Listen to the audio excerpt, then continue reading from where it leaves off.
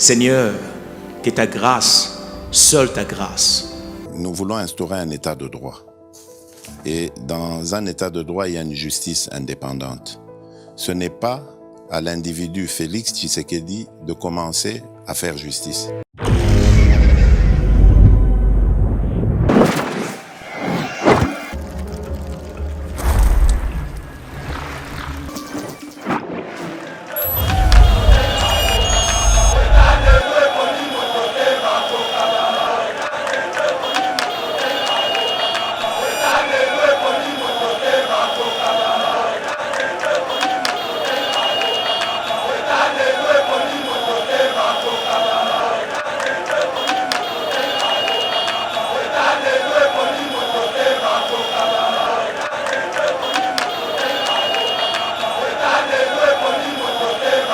Alexis Tambwe Mwamba azali dignité ko diriger kabamba kafumba ya institution o babenga sena. Alexis Tambwe Mwamba amata akita depo wana ezokota lelo mardi balongola ye ezali institution moko eza ba jeter ko doit un criminel politique lokola Alexis Tambwe Mwamba ko tchai. Alexis Tambwe Mwamba zaka na problème na justice congolaise, mais Alexis Tambwe Mwamba zana problème même na justice internationale. Comportement Vital Kamerhe sali ya ko yibe bela mbongo wana ko tana contenu. Ce qui a dit que Mundele Mbelako démissionné qu'à partir de l'eau dans la politique. Kamerhe a exemple d'état de droit. État de droit mouyibi. Nalingala babenga mais kaka yemo. Nasolo ba mais yemo konde. Mais il faut s'étendre dans votre données. Mais yemo kote. Yo so landa ta Alexis Tambwe Mwamba zo kene boloko pona ni. Pona mouyibi. Aucun ministre démissionnaire ya gouvernement ne peut déplacer dans kacha mboka. Et deuxième institution chef de l'État ezali été a sangi na IGF basa la ba ministre wana nyonso. Audit na présence à ba membre du gouvernement. Seigneur, que ta grâce, seule ta grâce. Nous voulons instaurer un état de droit. Et dans un état de droit, il y a une justice indépendante. Ce n'est pas à l'individu Félix Tshisekedi de commencer à faire justice. Bonjour mesdames et messieurs, bienvenue dans notre émission Éveil Patriotique, émission Oyo to Zalaka Wana pona ko éveiller conscience ya ba Congolais. Ko lamusa maemali ya kolala na mituna bango et puis ko dénoncer pe ba antivaleur côté lemena ba corruption makamba mabe ali koleka na mboka biso pe ali ko freiner bongo développement ou soit réussite pe ko réaliser 5 besoins fondamentaux de l'homme ou etchaka mutu vraiment na kimia ou ça ki mutu a vivre vraiment l'amour. Peto proposa kaba solution na bayebali ko kamba biso po bayeba na koyeba mayemali ko leka na fin fond ya mboka na biso pourquoi pas na ba banlieue parce que biso to ali batu to fréquentaka batu wana to kolobela bongo na kati mission na biso procureur général près la cour de cassation ayebi na ko saisir bongo bureau ya assemblée bureau ya sénat plutôt pour na ko landela président ya sénat azali bongo na likamoko ya détournement ya ba deniers publics c'est-à-dire mosolo ya l'état oyo aibaki to lobela pe pétition ya sénat ba sénateur bazali bongo ba eli ya peuple ba ko déposer pétition na bango lelo ba ali na près de 68 signature au bas récolté parce que c'est né à Libongo na 108 membres. Tokolobela pe mokonza mboko ali bongo na Égypte na ngonga oto ali koloba accueilli visite officielle il y a 3 jours ba okuta na bongo na président ya Égypte pour ba solola maimatali ba projet ya infrastructure. En tout cas tokolobela pe procès en appel il y a Vital Kamerhe ezali bongo fixé le 15 février bali kosenga ezala retransmis na chaîne nationale ya télévision pour to vivre bongo ba moment fort ya procès wana mainyo sona oti ko talisa bino wana to ko tango na muzindo na mwana mboka Abbé Cholé Trésor Lumbu oyo bo mesana ko benga l'homme de missile non conventionnel mwana mboka Abbé Cholé Mboti. Merci beaucoup Ndeko Trésor Kandolo, merci bandeko nyonso bozo landa biso en direct ya plateau ya Éveil Patriotique na kati ya Kinshasa vraiment to lamu ki malamu vraiment nzoto za kitoko. Merci beaucoup, mon mboka Bécholé, Topesi, merci na papa Ben Mbouyamba, parti à Belgique, pourquoi pas Stéphane Kankou et moi j'ai le Kankou. La première et puis na président Chikito Mouchachino, mon mboka à Bécholé, lobby to commémora Kibongo, 4e anniversaire ya liwa ya Kondo Etienne Tshisekedi. O bye na kobenga les sphinx délimité azali bongo mutu oyo classe politique il y a RDC lelo awa au moins 80% ba les cas na maboko na ye oyo pe ozali mwana ya école politique na ye réaction na ye azali nini ba bon moment ba souvenir phare ni toki au retiré et ko retenir plutôt pour na Kondo Etienne Tshisekedi wa Mulumba. Depuis Etienne Tshisekedi akufa nazalaki déjà na vision na monaki que la mort d'Etienne Tshisekedi wa Mulumba nazalaki premier parlementaire debout.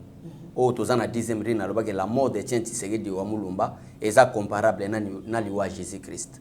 Parce que na loba ngo déjà na ça blasphème te blasphème te je compare nazana ba raison on peut ça eza blasphème te biso no tobi que Yesu le roi des rois ba comparer nete mais nazui ka phrase wana la mort mo wana kaka la mort na comparer liwa à Jésus-Christ parce que lelo oyo batebele so azomona liwa peut-être à Jésus-Christ azolela.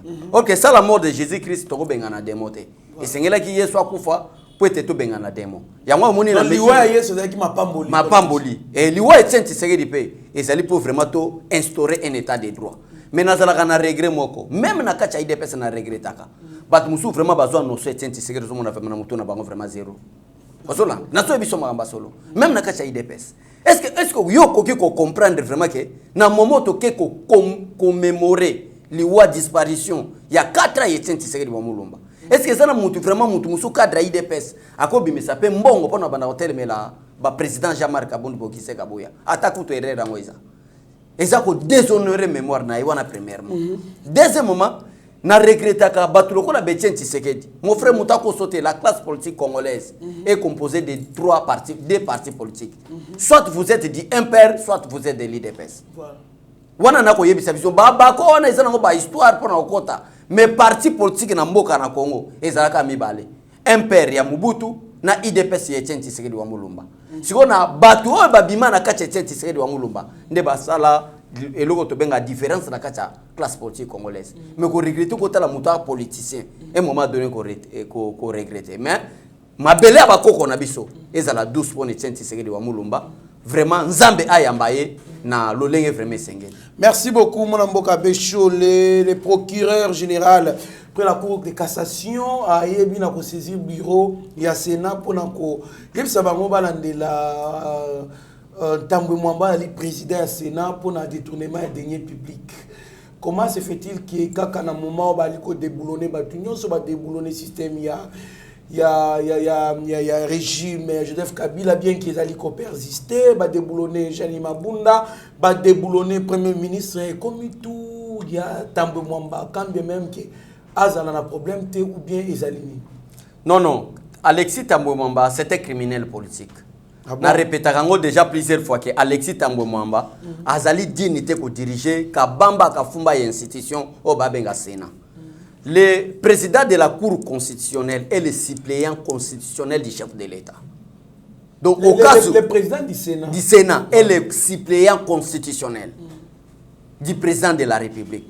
Et ça li institution mo ba jeté ko un criminel politique lokola Alexis Tambwe Mwamba ko tchai. Alexis Tambwe Mwamba zaka na problème na justice congolaise. Mais Alexis Tambwe Mwamba zaka na problème même na justice internationale. Preuve la pour mon arrestation na niveau à Belgique conditionné pour être libéré yaya.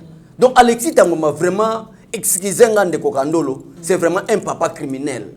O ya sali makamba mabe. Oyebi c'est un ancien rebelle. Wana nazolo ntanga nan makambute ya procureur a bengeli yao. Mais nazolo bana ba makambo asala c'est un ancien rebelle. Alexis Tambwe Mwamba. Lieutenant Alexis Tambwe Mwamba. Et porte-parole des militaires Alexis Tambwe Mwamba. Mais asala lieutenant yebakate. C'est lui qui ordonnait Bamakamu Nyonso, faut les avoir na RCD. C'est lui le lieutenant Alexis Tambwe Mwamba. C'est un officier militaire. A ordonné avion civil avion militaire était mais avion civil et kasa bato et ba poudrer on a balance roquette na bana ya ba bébé ya ba 3 mois ba kufa ba kendaka boye irréparable na ba famille na bango tilelo. L'auteur c'est qui? C'est cette indisciplinée politique et Alexis Tambwe Mwamba. Ça c'est premièrement. Deuxièmement, et loko procureur a bengeli Alexis Tambwe Mwamba. Ngana yebisaka yo awa na plateau éveil patriotique. Ndeko nanga ko banga ka Alexis Tambwe Mwamba te. C'est un homme très faible. Un homme faible ba yebaka ye na ba valeur wa kotanisa. Non, trop arrogant. L'arrogance. Trop arrogant. L'arrogance. Trop orgueilleux, trop hautain, selon les dires des gens. Oui. Aza arrogant. Aza arrogant. Awuti ko zala ministre la justice sawa. Tala impolitesse azaki ko sala na ba magistrat. Mais ba magistrat les plus haut gradé. Tala makamasa ko loba pona bango. Wa loba les 3 V. Abanga bango véhicule, veste, voilà. Villa, ndemsa, voilà. A dénigra bango qui a dénigra bango. Wana Alexis Tambwe Mwamba. Donc na comprendre te bato pe atel bagazo benga Alexis Tambwe Mwamba président Sénat. Na ba tena munoko ba yo kandengini. Non, il n'est pas. Ezala qui comédie Joseph Kabila sala qui poza la wana ya wana zomona loko l'état de deux côtés makambo bandi ofanda Alexis Tambwe Mwamba sera ozari wana premièrement mais le vrai problème avec Alexis Tambwe Mwamba boyebike mwana batana ko dioka malelo o Alexis Tambwe Mwamba tala degré mon cher o mané to ko sala émission boye awa nzamba ko pambolo za par exemple ministre ya éducation ko sala rete ko bima na mwana kelasi po ko pese diplôme poza ministre punition nango soit condamnation nango ezala ka double. Tala Alexis Tambwe Mwamba muntu na souffrance oyo na régime na Joseph Kabila batikela ki mboka peuple konle mboka mwasi akikuluka musale pana ya boti sai na bite so yebelo kwana Alexis Tambwe si facile vie azana mwana Alexis Tambwe Mwamba irresponsable en plus wana deuxièmement mais le vrai problème ezali réquisitoire ya monsieur le procureur général près la cour de cassation au fin d'obtenir l'autorisation d'instruction contre Alexis Tambwe Mwamba na 2 millions ezali mbongo. Ndeko nanga kando le sengeli to changer système en mboka. Mboko po ekende liboso. Ezala ngo américain te français te. Ezala a français mo to américain mo te ayaki ko webiso ke na komi président de la république boma bandeko nayo. Mundele malgré ayaka na intérêt nae. Mais yo pe muto batelo ko président de la république bunda po intérêt a peuple nayo ekende liboso. Ozona ndeko nanga. Le pays a été détruit na ba politiciens yo lokola ba Alexis Tambwe Mwamba. Qu'est-ce ya Sénat Alexis Tambwe Mwamba komisa ngo poche nae po akokenda ba boîte de nuit na butu. C'est Alexis Tambwe Mwamba. Nde yango de poussa ki akende obotisa na mwana musala ne. Qu'est-ce l'État 2 millions de dollars na 1 million de francs congolais. Oyo ebimaki na nzela Kester conseiller à Kester ya Assemblée nationale bimisi akeko pesa Alexis Tambwe Mwamba pona ba fin nayi. Pona banzala nayi, pona libungu nayi. Mais en attendant ba administratif ya Sénat ti lelo bazem pays. Ozo comprendre ndeko nanga. Est-ce que on a une question bino boko poser biso ke noto zo déboulonner bango. On a réclamé l'état des droits. Un problème. Un problème très sérieux dans l'état congolais. Mbongo ya ba Congolais. Ayibi mbongo ya ba Congolais. Atiango ya ye. Ola ki destiné à ba nani ba sénateur. Ba sénateur na ba administratif. Parce que na kati ya Sénat ou soit Assemblée nationale, tozana ba politicien. Ba politicien za banani, eza ba député au baza éli. Lokola ba membre ya bureau définitif, au moins président Assemblée nationale, azana assistant, au moins président Sénat, azana assistant, azana directeur cabinet baza ba politicien. Oh esengeli ba futa ba ona musalo ba sosala. Tozape na ba administratif. Au moins patron na bango ezaka le secrétaire général de l'Assemblée nationale ou le secrétaire général du Sénat. Ba administratif wana l'état yebi bango, il faut ba futa bango. Yelo kola zalaka arrogant. Yelo kola zalaka l'homme tout puissant ne ba benga kai. Azui mbongo wana depuis Sénat et Sénat na série Alexis Tambwe Mwamba. Ba futa ka bato wana te. Mais quel est le problème avec le régime du président Félix Tshisekedi? Félix Tshisekedi a lui état de droit. Mon frère Kandolo n'a qu'à état de droit. Il n'y a pas un président du Sénat, il n'y a pas un président de l'Assemblée nationale. N'a qu'à état de droit, tous les citoyens congolais sont égaux. Mon à l'état au lieu procureur. C'est le procureur près de la cour de cassation. Oh, ils ont juridiction. Mais est-ce qu'il y a une immunité? Est-ce qu'il y a il y a il y a réquisitoire, il y a monsieur le procureur général, azo senga na ba député. Ba autorisé ba longola ba immunité na ba sénateur plutôt parce que ba immunité wana ba longola ngo po ba autoriser instruction. Mais instruction wana ko simba nango kaka parce que Alexis Tambwe Mwamba aza mal mena kati ya Sénat. Baza ko diriger ba sénateur na Joseph Kabila na Manduki. Sénat wana na parler du peuple wana. Kabila teki ba jier wana. Ce qui peuple congolais ba tena kati ya parler du peuple. Le président de la République azala pena biro nae. Yango mona atango président de la République azo pesa soit discours sur l'état de la nation akenda ka place mo akofanda biro nae. Na biro na Joseph Kabila chaka ba jier ba sénateur ba ko beta maloko la bana mikena ba député merci nde yangwana commissaire Alexis Tamwemwamba tout puissant Alexis Tamwemwamba yangwana na profiter l'occasion ya éveil patriotique bandeko ba sénateur bo sala na lombango nyonso bo kende ko longola ba humilité ya président Sénat pour te nous répondre ba acte. Merci beaucoup toujours sur le sujet de Alexis Tamwemwamba mwana mboka Bécholé la pétition contre les bureaux Alexis Tamwemwamba wana ce que comme bureau mobimba voilà. sera déposé ce mardi selon plusieurs sénateurs au Bali bazali donc au four et au moulin pour la pétition wana balobi 68 sénateurs va signer. Non, c'est 70. C'est 70. 70 sénateurs. C'est 104. C'est 104. Sur 104. Le Sénat est composé de 104 sénateurs. Donc, de 108 sénateurs. 108 sénateurs. Donc, 70 va signer. Voilà. Pour la destitution, il y a bureau na bango. Alors, moi, je Bécholé. Quand Alexis Tamwemwamba va aller poursuivre, quand Alexis Mwamba.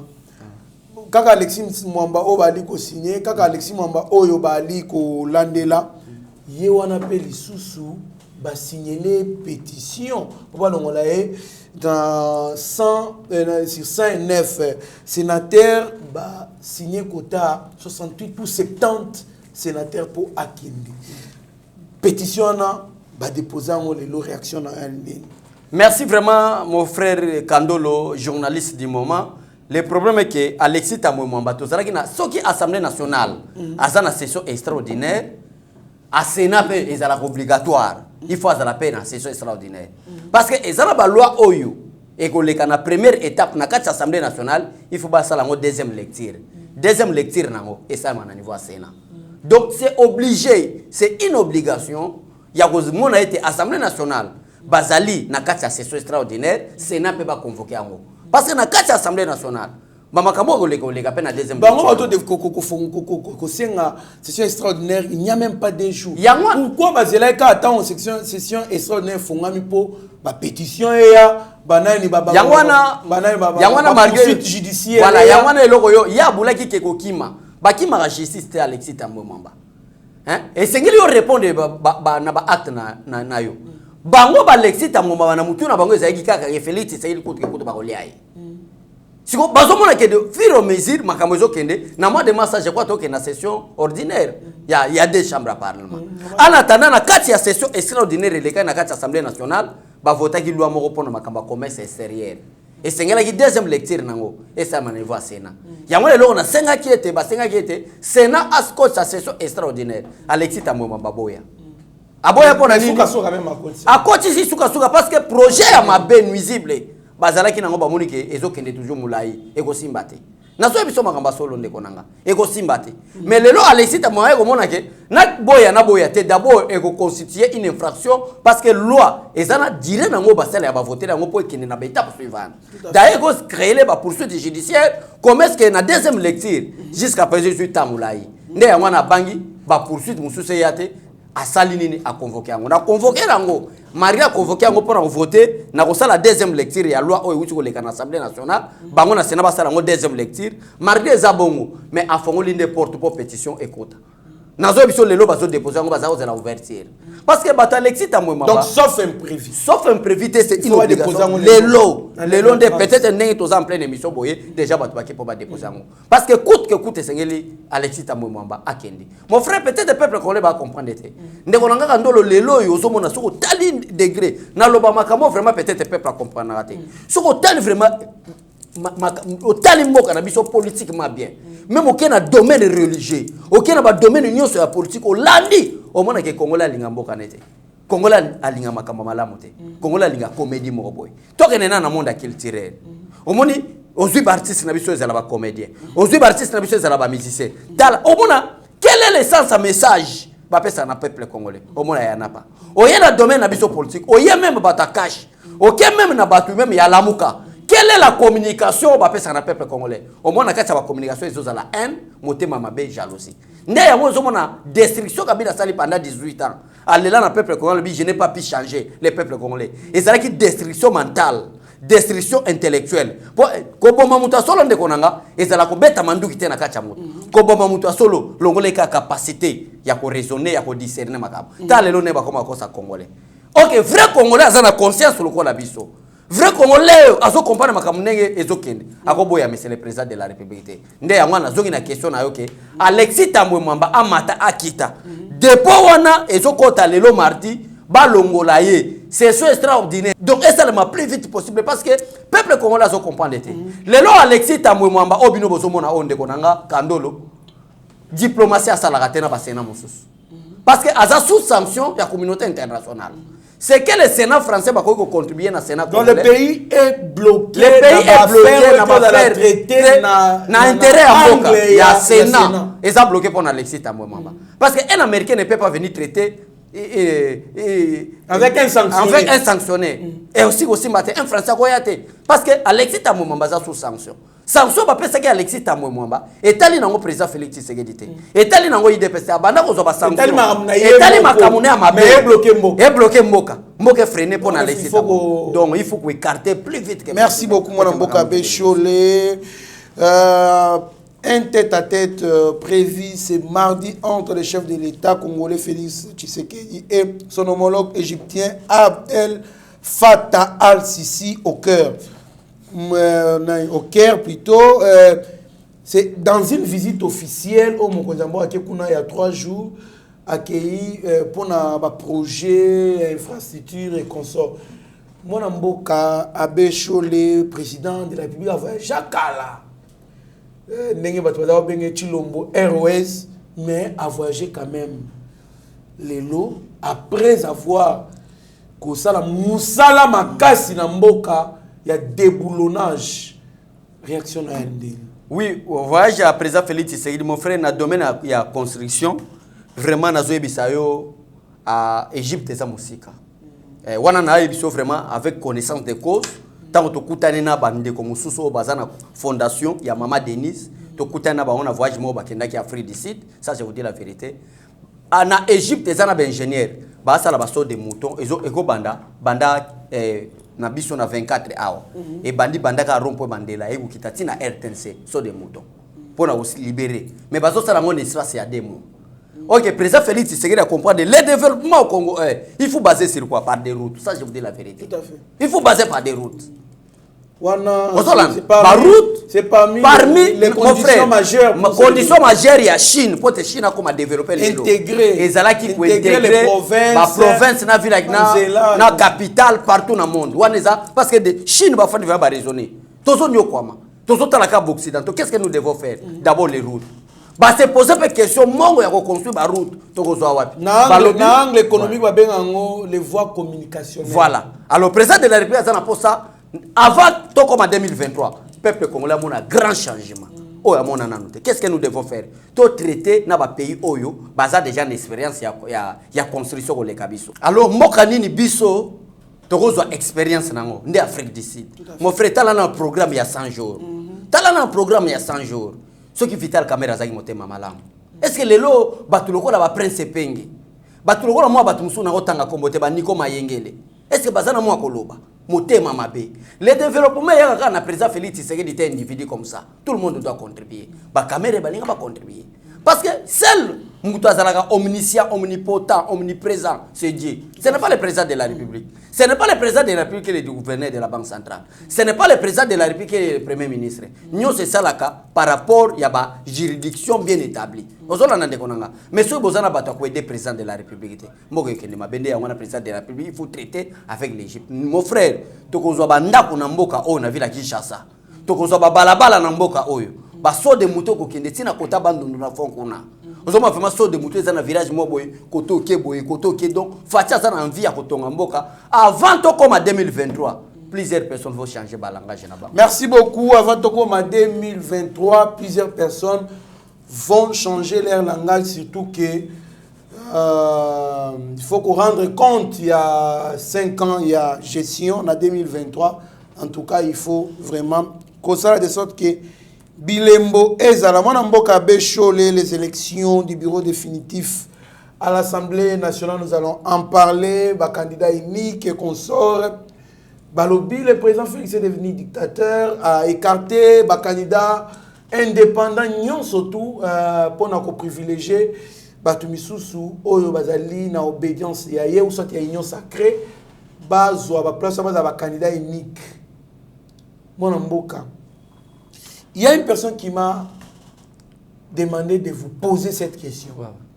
Président Félix ba milita qui ba bunda qui pour un changement. Écoute na mboka po dictature et continuer ou soit pour ba implanter démocratie et état de droit mboka oyo ba norme pe ba loi ezali respecter réactionnaire. Mutuna no palo ba état de droit faut yeba mibeko elobinini par rapport à l'élection à bureau définitif à l'Assemblée nationale. Parce que les Congolais ba yeba garo ba il faut comprendre dans mibeko elobinini. Quelles sont les dispositions du règlement d'ordre intérieur ezali violées par rapport à bureau définitif à l'Assemblée nationale. Avant de poser question, wana na répondre ndeko wana.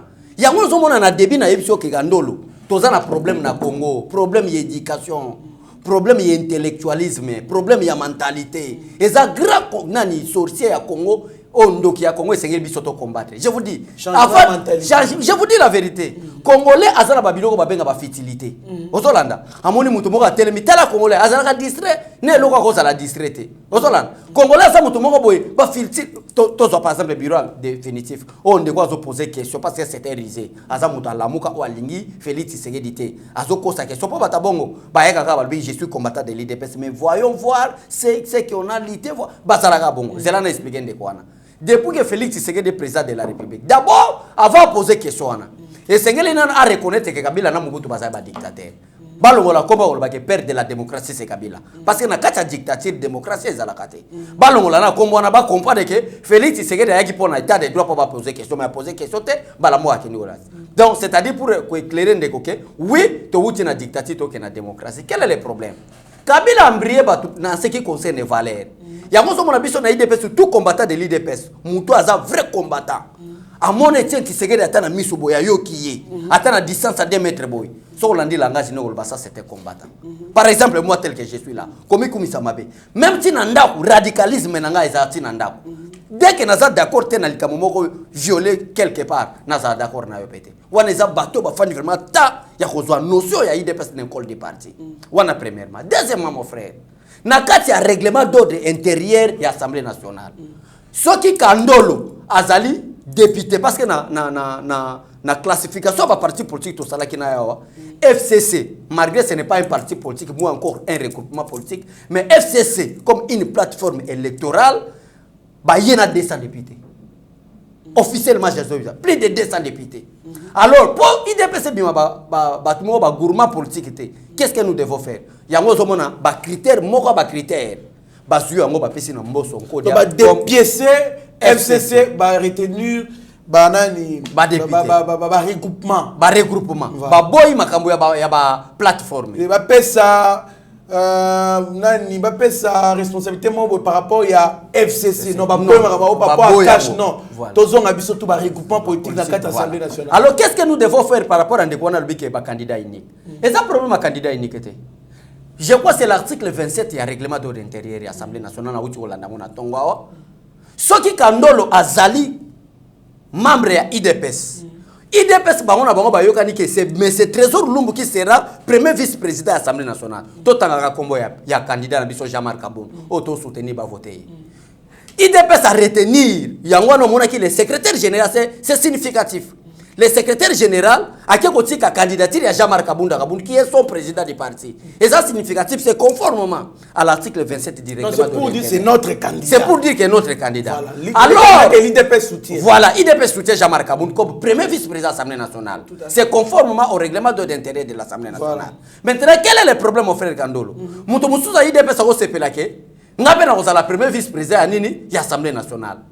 Article 27 du règlement d'intérêt qui rejette la candidature rayo parce que aux indépendantés mais aux alina un parti politique ou un regroupement politique n'a qu'à regroupement politique on a choisi déjà un homme ce n'est pas toi tu es déjà rejeté. Yango na plateforme nazo se répéter que Kabila s'habituer à faire habituer ba congolais na ba violation ya ba principe. Ozola na ndeko nanga. Nde yango mona mboso nkodia abimi candidat unique parce que bato musu ba critère ezali ninité parce que élection nyonso même élection à président de la République même élection pour être député ezana na ba conditions bien établies mon frère dès que ba condition na taboye 1000 ba condition na que mutu moko respecter aucune élection moko c'est ça même la démocratie voilà.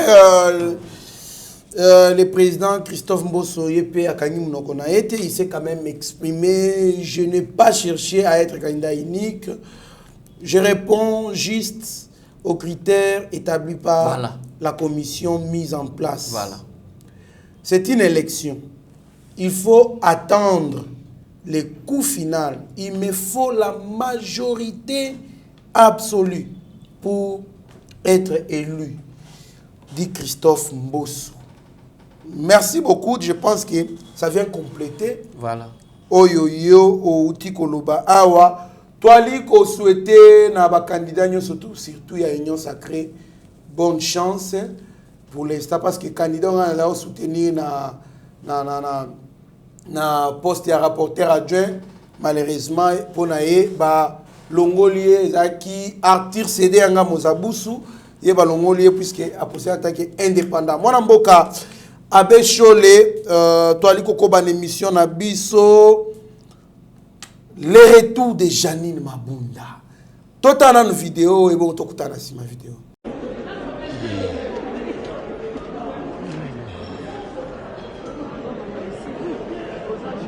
Moi mboka Abe Chole wana ezali bongo Janine Mabunda otomoni wana ali kozonga ko benda valise ye moko na kati ngulupa batu donc mutu na mutu azokipe makamuna ye suite ezate o ba protocole baza na ene za ki ba yamba ye en tant que deuxième personnalité ya mboka ezali sous-souté. Pourquoi à mon honneur moko en tant qu'ancienne présidente de l'Assemblée nationale qui a été côté à tout basala kana RVana Kandolo basala ka guerre na peuple té babunda na peuple té Janine Mabunda président de la République même na discours na yi c'est l'état de la nation, je crois que c'était l'année passée. À Telemi, Talanega honora Janine Mabunda. Janine Mabunda, meilleure femme. Et ça, une façon que le baquet, tu honorais, bande qu'on a vu son bassi. Comme à peine à dimension, que le président de la République a honoré mon amoisi. Mais Tala Janine Mabunda, Tala Bataka comme on s'en a président de la République. Même en quelle qualité, Tala n'a degré indiscipline exagéré, oh yo Janine Mabunda comme Manango. Abanda ko attaquer même ordonnance à président de la République. S'il était même député, on allait comprendre. Na place à Cour constitutionnelle. Parce que normalement, les individus, nous les peuples, nous dénonçons. Nous allons dénoncer la Cour constitutionnelle, mais c'est la Cour constitutionnelle de décider si le président a violé ou n'a pas violé. Mais hier, qui télémé na ordonnance. Nous, le président de la République, même devant le Congrès, discours naïe, oui et amen. Nous avons posé ta question à Zate. C'est d'abord de l'impolitesse. Oui, c'est là que Janine Mabunda. Il faut poser de l'impolitesse politique. Ça, mais c'est clair. Voilà. Mais on est en politique, mon frère. Ça, c'est clair. Même devant le discours du chef de l'État, à tel moment, Congrès, député m'a posé question. Mais plus dangereux encore, en tant que présidente de l'Assemblée nationale. Voilà.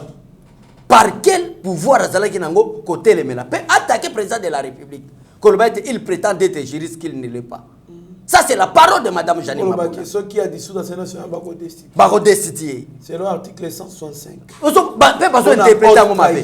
Pas besoin d'interpréter à mon mabé. Il y a bien interprétation en côté. Pas besoin d'interpréter à mon mabé. Donc, oh Janine Mabunda Zoya, bon retour, la grande dame Janine Mabunda. Il y a capacité. Pouvoir ici là. Pouvoir ici là. Akina et donc. Bon, mon vidéo, je pense que. Comme il peut discipliner, au moins, l'Assemblée nationale, au moins, un aéroport, comme il bien discipliné, c'est madame Longa, Kota Moulongo, mais je pense que. Voilà. Vidéo, image, était à Bato Baliko, Kamba Bisso, ministre. Président de l'Assemblée nationale, président de l'Assemblée provinciale, ministres provinciaux étaient à Bino. Bossa la malam pour l'intérêt en boka. Vanité de vanité. N'a pas ça un exemple mon syndicat d'Okolo. A Koufi atiki na ebite soki ba milliards so ba millions. Atiki mbongo, atiki ba gratte-ciel ebele na Dubaï. akufi liwa oyo ememie musika na côté intervention ekiko ya te. C'est qui kaya malade mbongo na e elingaki esolola. Elingaki eloba. Metala akufi na mai. Vanité de vanité. To sala bolamu pona bato. To sala bolamu pona mboka na biso. Ozui responsabilité mon affronter biskan tozali mbongo a l'état ezali mbongo a l'état. Tika moyibi ya mbongo a l'état. Tala ba maman bali ko nyoko bali ko souffrir na ba fait fo ya Congo na Kinshasa ta ba maman na route Mokali ta ba maman na kuna côté Bekatef na Kisenso ainsi de suite partout. Ba maman bali ko nyoko côté ka masango a combien ya 2000 francs pour ça bénéfice ya combien ya 1000 francs ba côté kamai mais yo l'état congolais ko foutela yo ba transport na yo surtout ba voyage na yo surtout ko futa okozwa carburant ofele na ba station nyo surtout wana aussi opportunité mais non seulement au futa yo ba tchana ko condition ba pension ndako ozoyi ba lisusu na mbongo ko bongisa ba congolais baza malamu to boyinde makambo bongo momboka abeshole émission ezali éveil patriotique makambo boye maloba boye pe il faut ezalaka. Ouais. Procès en appel de Vital Kamerhe serait fixé pour ce 15 février prochain. La partie accusée sollicite une retransmission en direct sur la chaîne télévision nationale. Et bandaraka boye basenga kaka ba lekisaka ngona télévision mais tango indaka batunyo so mona ake e indaka. Vital Kamerhe a la vérité, moi, d'ailleurs, avant de demander, d'ailleurs, ils ont déjà instruction, ils ont déjà bongo, que dossier à Vital Kamerhe pour le 15 février, et on est en direct. Pourquoi qu'on précipite comme ça? Ah ouais, bah c'est un qui conseille les gars na RTNC. Bah vous avez Vital Kamerhe abimisa, bah comment qu'on est là, bah comment moko? Bah rero bah salaki. Vous avez makambo, bah vous sous bah homme politique congolais, et c'est le moment donné bah yoga soin. Au moins, comportement Vital Kamerhe sali, ya koyi bebela mbongo wana, ko tchana contenu. Ce qui a zaki mundele mbela ko démissionner qui a partir de l'on dans la politique. Je vous dis la vérité de Golanga. Mais bazo rappel on tout est pour mesana na mabe. Donc mabe mesana comment mesana na bango. Ba mesana mabe, bazo ça rappel ba déclaration que les cas en direct. Mais ko ça déjà en direct. D'ailleurs les procès est à la public. Et ça là déjà public. Osonanda mi peko déjà le ba procès à la public. Ça là ngo public po biso to mesana ko kende. Bon ka kande ko futa. Ça là ngo public. Ça là ngo public biso de to mesana ko kende te. Batia ngo public po congolais zo mayele ke makambo mutu asali à la prochaine na ko sala ngote. Ba procès ça là ngo public. Mais tala intimidation bataille na évité parce que TV ba otika. Caméra za exemple état des droits mon frère. État des droits muyibi. Na lingala babenga makambo. Mais kaka yemoko. Mais il faut s'étendre dans votre belé. Mais yo so nanda ta Alexis ta mama bazo kene boloko pona nini. Pona muyibit. Ozo nanda ndekonanga. Ezaka yemoko te. Awa sele ya la le président de la République vient d'instruire na canal ya directeur ya cabinet nae. Aucun ministre démissionnaire ya gouvernement ilungama doit ne peut déplacer na kachamboka yo. Et deuxième instruction chef de l'État ezali été asengi na IGF basa la ba ministre wana nyonso. Audit na présence à membre du gouvernement entrant. Mais bon on ba ministre on a déjà comme copé ça ba to IGF bambongo po ba pesa rapport réel tinengezali. Nil net décide déjà ben infraction ba tumuso yebani. Lokola ba sele ya la goli. Ya mata kitata IGF asali musalate. Peuple congolais sala musala déjà IGF nani sele ya la goli asa mutako biga na justice c'était. A quoi expliquer biso $680,000 za kopesa kabila ndenge nini en attendant les $680,000 ça na kacha statut statut portant protection il y a moi nazo ba expliquer ndenge nini mais chef de l'état en fonction azaki na ba retard ba moi mais quoi expliquer moi que non l'état congolais ndé mutu a prévoir ya nazo yebisa yo na hémicycle ya 2000 ya mwana na ko yebisa yo Joseph Kabila to sala no émission n'est pas bénéficiaire il y a statut portant protection des anciens présidents de la République batba lu que émission to sala na yeba TV ba ko monango il n'est pas porteur c'est ça mutu akozala porteur ya message wana ya ba principal ya président uti ozala eli na 2018 c'est Félix Tshisekedi c'est pas Joseph Kabila on doit arrêter ces messieurs yango so on a pona taille ça batu ba valeur donc il faut qu'on les arrête en tout cas toi ali ko dénoncer makambu ya mabe ba coopération misusu ya bien te ya Salema entre ba ministre na IGF toi ali ko dénoncer loko wana toi ali ko dénoncer to te nango makasi ndeko nanga batie IGF po esala musala zela nanu na ça va comme corrompre bino eza mabe to ko dénoncer yango ndeko moko boya benga alobi ke Gilles Aling babenga Gilles nani Gilles Alingeti asala musala te kongola linga na ba publicité moko azanga tina ayibsanga rôle ya IGF ezako dénoncer te IGF ezaka donc c'est-à-dire pourquoi créer donc ba créer IGF inspection générale des finances pour na kolobaka ka mbongo ebungi place esili musana ngwana non eza bilo alo faut que na processus tina suka s'il s'agit de déposer plainte en tant qu'une institution contre une autre institution ko sala yango yoza la comme partie finalité au fond de dénoncer mais est-ce que mbongo musana ba pesio mission parce que dénoncer bo funda mbongo ezonga na caisse ya l'état banda institution les alliés coexister ça et comment fonctionne combien de mbongo ezongi na caisse ya ata mbongo ezongi te tosoka ka ba monta alors ndeko boka benga lobika besho le IGF akanga te biso tolo bateke IGF akanga ka bolanda ka be mission na biso malamu est-ce que na sala ke mission na bi IGF akanga et ça problème est incompréhension tout quoi tolo baki clair boyer alanda processus na ya contrôle ya IGF tina soka après ça rapport la justice congolaise parce que peuple congolais soit comprendre tezana bato so baza intimider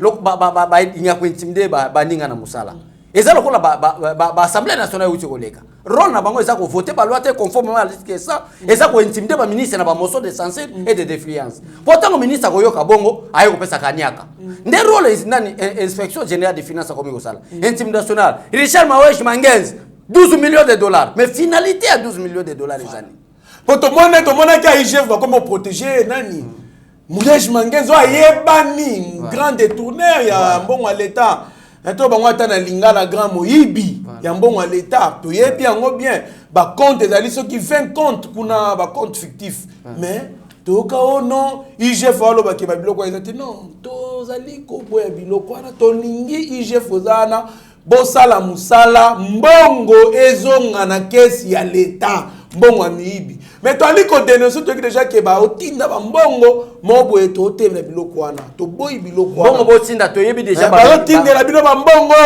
o sala contrôle boye ba tindelo ba mbongo non to boyi to ko dénoncer to yebi kandolo yo ko ba transfert to yebi déjà ba ministre oyo basali musala mabe lokola ba ministère ya santé na COVID-19 ministère ya santé to yebi weke na baloyenge voilà lokola ba ministère ya EPST yoka oui ba konga to yebi ka sali musala mabe détournement akasia oyo économie oui to yebi ka sali musala mabe yebi na ba pourcentage ya $100,000 pour ba investisseur baya ministère économie biso to yeba news akobika ndenge to yebi ba ministère ya finance to yebi ba to yo basali donc so to moni balandeli bango te to kolinga to mona clair ti to ko pousser mon kozamboka pourquoi pas changer ba tumisu na institution misusu et bon yo kasi ba ministre baza nyonso ezala ya cash ezala o nyonso baza ata mutu ba ozonga te bango nyonso baza libanda tout à fait mutu ozonga donc to ali ko bela IGF sala musala to mona mbongo ezonga na caisse à l'état. Il ne faut pas se limiter à la dénonce. Non, on en a marre de ça. Banda pe Kabila za na pouvoir droit que Kingana détourné weto. Yoka mutumo aujourd'hui il est mandataire quelque part. 280 millions de dollars détournés. Les lois na FPI. Ministre des Régions Finances à l'époque. Hein? Ministre des Régions Finances à l'époque. Détournement 280 millions. Baluka yawa kima kena États-Unis. Kozonga zongi boetolana akoma na FPI. Non, bilo bongo to ningi yango te. Donc ba dénonce to yoka ngata moma Kabila, to yoka ngo. Alors to lingi nde mbongo ezonga na kesa l'État. Processus c'est que tina suka.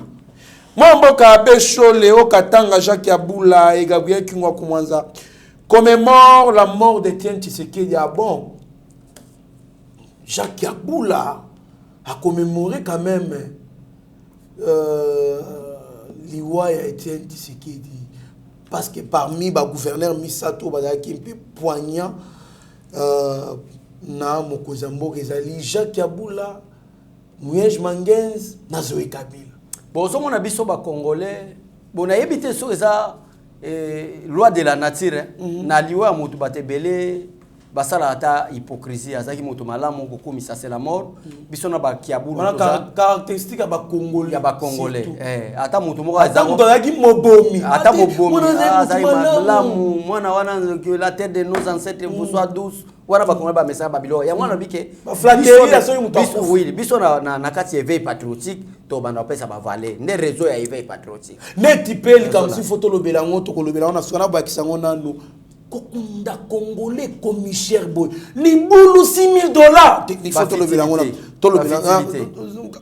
parole voilà et ça va fertilité donc congolais ninga ko kende mingi na ba fertilité donc à mon peut-être mutu akufika kaboye ndenge naza boye ndeko wana vraiment azaki mutu malamu ata dès le vivant mutu wana batika la opesa na mbote te soko tunie pour ni bopesa na mbote te lokola ba kiabulu wana tozo exemple ya kiabulu atika la ko reconnaître ata liti ya IDPS te atika la ko reconnaître liti ya Etienne Tshisekedi te bangonde basala ba benga Kabila père de la démocratie or que Kabila c'est le symbole de la dictature mais ba kiabulu ba benga père de la démocratie mais na liwa ya mutu caractéristique ya ba congolais avongo liwa mutu Etienne Tshisekedi wa malomba akufi donc ba maloba na bango ko intimider bisote bisoto ta la travail yo Etienne Tshisekedi asali to banga ba maloba ya ba kiabulu te parce que to yebike la majorité ba congolais ba za ba flatter voilà. Merci beaucoup mon Mboka Tanganyika, le gouverneur Zoé Kabila interpellé sur la fraude du coltan.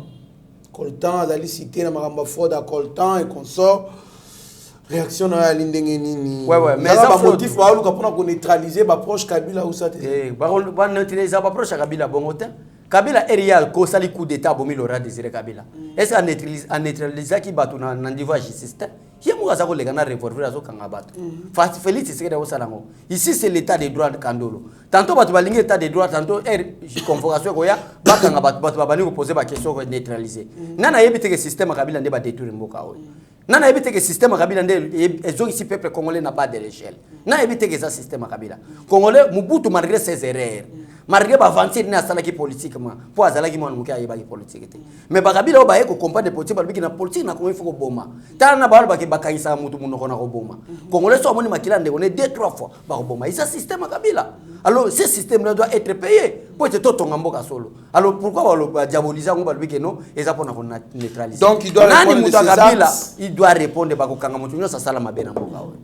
Merci beaucoup mon Mboka Bécho le placement sur cimetière mwana mboka yo d'ailleurs une expérience auteur kunda mama na calamité kokunda mute commissaire boy libulu moko $6,000 $4,000 libulu $3,000 ezate na cimetière en nécropole et puis na Kinko les nouvelles cités manque d'amour mon frère tango nazo kende nzela ya Kinshasa qui quitte na descendre ya Jean-Marc na qui quitte parce que na kenda chef d'équipe na première équipe d'avance yango zo mona ke ndenge salama kibongo na so biso ba terre biso tozana ngo okomika na nsele osala kwa mutakomi okende pon kwango mon frère musika te bako kende pe bokundi bato bozongi na bino to koma ki pon kwango to longo a 9h to komi pon kwango 13h donc avant koma pon kwango nazo biso na nzela etandi eza wana ba sala ba cimetière ba sala ba aéroport mais nazo se poser question congolais azolala na pasi congolais azolia na pasi azolata na pasi azokufa pe pona pasi mais enterrement est comme lix